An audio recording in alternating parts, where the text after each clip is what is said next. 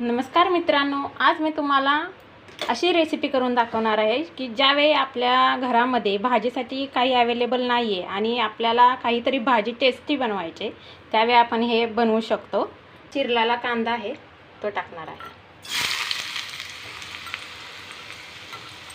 आणि याच्यातली थोडीशी कोथिंबीर टाकणार, थोडी नंतर थोडंसं जिरा धना पावडर टाकते,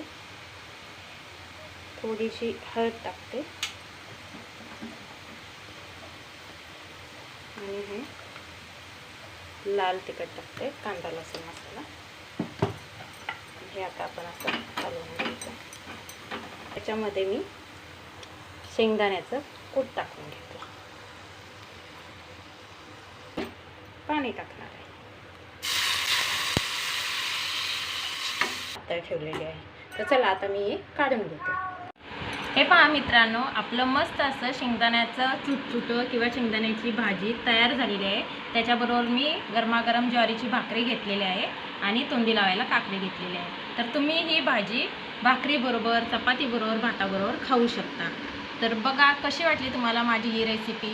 तुम्ही एकदा नक्की करून बघा आणि आवडल्यास माझ्या चॅनलला लाईक आणि सबस्क्राईब करायला विसरू नका।